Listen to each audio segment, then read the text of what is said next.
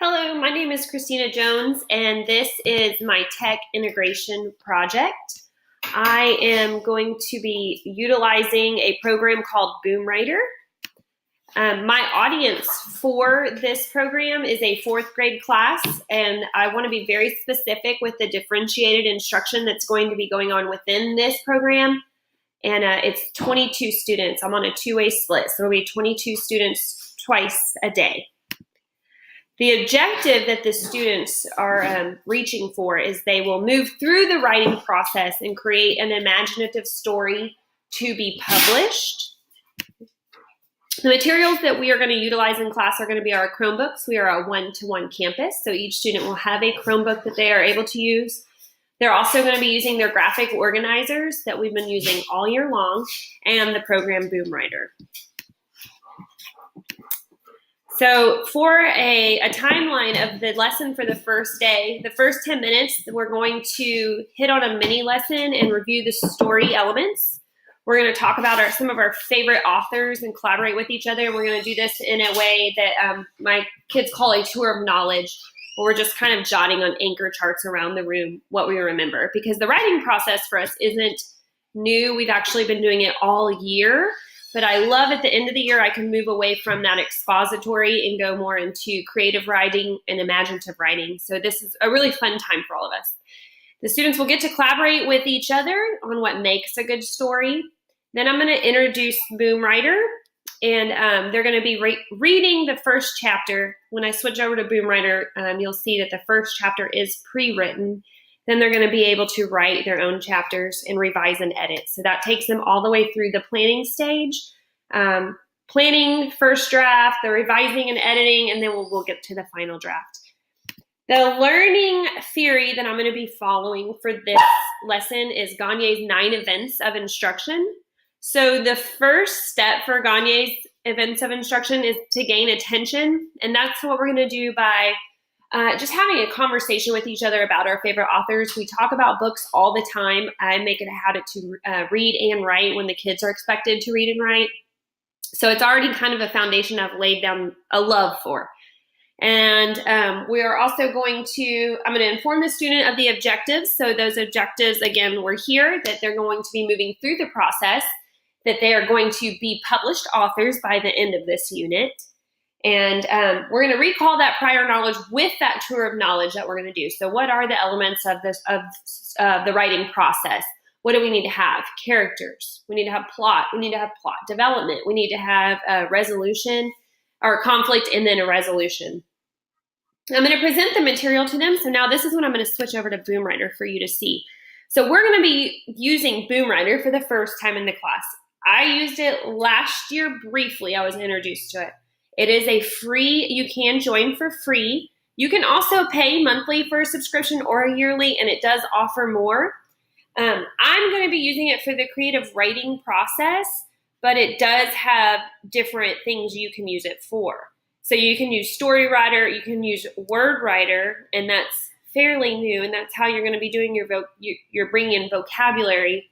And you can use Project Writer. I haven't looked into Project Writer too much because it seems to be for more advanced or middle school or high school kids. And we're going to be using the free version and not the pro version.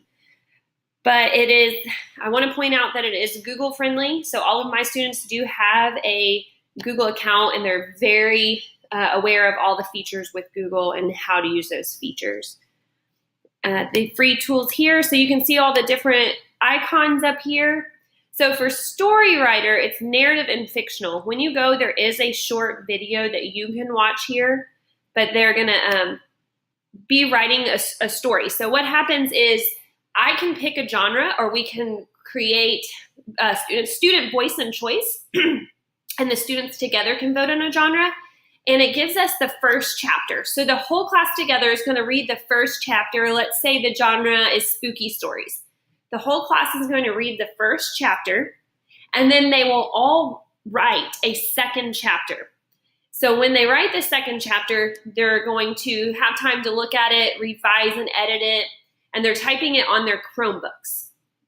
Then when we have set the deadline for the second chapter, to be, I don't know, maybe you're going to give them 5 instructional days. You might do 3 instructional days, depending on your time block. Everyone has to have their chapter done by whatever day, and they can work on it at home. I've had students that get really into it and they want to continue working on it at home, but you set that deadline. Then the class reads the second chapters, and it's anonymous, and they don't get to read their own, and they cast votes on which chapter fits best or which chapter should go next. The chapter with the most votes then wins, and it becomes the second chapter for the book. And then the process starts again for the third chapter. Now, the teacher can put a cap on how many chapters you want to be, so maybe 5, depending on what level your students may be. You can also make groups. So this is why I want to talk about differentiated instruction, because I have a lot of kids with IEPs and have different plans. So you can make groups. I also suggest making groups of about 4 to 5, because when they're reading all the chapters, you don't want that to take an entire day. And if you have a group of 22 and they're reading 21 different chapters, that can take a long time, and it can also burn out any momentum you have going with this platform. So you can really break it down that way. And then also, if you have some kids that aren't really great writers, you might want to put them in a group together so they have a chance to have their chapter picked. So you just have some that are maybe just hesitant, they don't know how to get started, whatever it is, you might want to group them together. You can work with them, and then you have the other groups going on. Once you have everything written, there is this book here. So at the end, the students have an option to purchase a book so they can be a published writer. And this is where they get really excited about it. So the parents, there's a parent letter you can send home. This is what the cover of the book looks like. The first page will have all the authors' names written in it, and it's really neat for them. And then, of course, the teacher would want to buy one as well. I really think that this is a great way to engage your writers. It follows along with writing teaks or text, however you pronounce it. And it is very, very easy to use. And so this website's really, really helpful. I also want to go to my lesson plan here. So this is my detailed lesson plan. We are teaching writing. We're going to be working on fictional writing for 4th grade language arts. I put the TEAK here. It's 15, and I put all A through E because you are going to be going through the entire writing process. I'm going to devote other than the first day, which will take a little bit longer, about 35 minutes a day for 10 days and hope to get 5 chapters out of that.